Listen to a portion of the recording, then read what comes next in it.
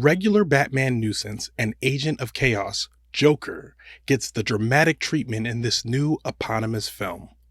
Todd Phillips, director of the Hangover movies, wanted to create a different and more grounded comic book film, and his attempt to do so is manifested in Joker.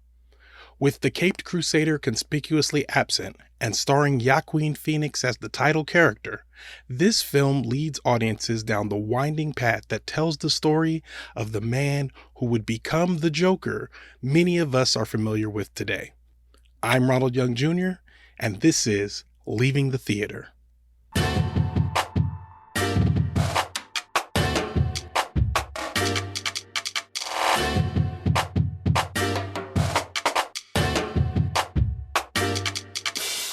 Welcome to Leaving the Theater. This is the podcast where I review movies as I'm doing just that. This is the very first episode, and let's get right to it. Here are a few words about Joker. I don't know why I thought seeing a Batman movie with no Batman would be one of my better ideas, but in this case, I was completely right. This movie was just not that good. It wants to be good. It thinks it's good. It has a very strong performance from Joaquin Phoenix. However, other than that, it just falls pretty flat. It's too long. It's very boring in the beginning. It's when it stops being long and boring, it then becomes disturbing. And then after it's done being disturbing, it tries to be grandiose again. And it's just, sitting there watching it, I was like, man, could you just give me some Batman? There's twists in the movie that make absolutely no sense. And I think some would be like, oh, they laid out the plot. I'm like, nah, they did not lay out that plot. This is just them just trying to make something out of nothing. If you think about what we get with the Joker, what we get is, if you watch The Dark Knight, you get this chaos figure that kind of shows up, wreaks havoc, disappears, mystery. No one knows why. And that's the point. Nobody knows why. When you try to figure out why for chaos, it kind of just like ruins whatever the mystique is of the chaos. I'm sitting there and I'm watching this and I'm just like, man, Heath Ledger, maybe he had it easy by not having to worry about a backstory at all. So sitting here watching it, Zazie Beetz is supposed to be kind of the love interest, woefully underused in this movie. I don't want to see a movie that has Zazie Beetz and see her used as little as she is in this movie. You get to the third act of the movie and it picks up a lot, but it just doesn't do what I think I don't know.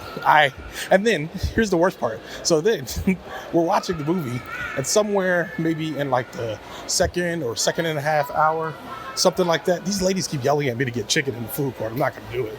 But anyway, somewhere around the second and a half, somewhere around after the first hour. The movie's 2 hours and 2 minutes long, which is, for me, an hour and 32 minutes too long. This movie could have been 30 minutes. Call it a short film. I don't know. Anyway, by the time it gets through about maybe the first and a half hour, all of a sudden, with no warning, movie just stops. Projector just stops. It keeps going dim, and then it just stops out of nowhere. So everyone's like, oh my God. And everyone's like, oh, we got to rewind it. And I was like, no, please fast forward it. I don't want to watch this anymore. And I could have left, but I knew I actually wanted to this is the first episode of Leaving the Theater. So I wanted to be able to get the full episode out and be able to have seen the whole movie. So movie stops. Finally, they get it squared away, get it fixed. We sit there, watch it probably another maybe 10, 15 minutes, movie stops again. At this point, I'm close to leaving. I'm like, this movie is trash. I don't really want to sit here anymore. I don't really want to sit here anymore. And I don't know if they're even going to show us what we came here to actually see. So start the movie again, goes into the third act. Like I said, thinks it's grandiose, thinks it's great. It's really not. It's just mostly confusing. There's these weird, stupid plot twists that I didn't like. There's stuff that just doesn't service the character at all. It doesn't even service the plot of Batman. It's just not good. I give it 2.5 stars of 5, and I would not bring your kids simply because why would you do this to your kids? I mean, it's rated R, so definitely don't bring your kids. But also, your kids aren't going to enjoy this. It's like they're trying to make it an Oscar baity film. They're trying to make it an Oscar baity film for like characters that. I mean, if you get. Heath Ledger got an Oscar posthumously for this role, and some would argue he got it because he died. However, everyone would agree that performance he put in was very solid. Joaquin Phoenix's performance was very good. However, it was good in service of a bad movie. So, yeah. Just got back to my car, so it's time for me to go ahead and go. Leave It to Theater is a production of Oh It's Big Ron Studios. Theme music by the mysterious Breakmaster Cylinder.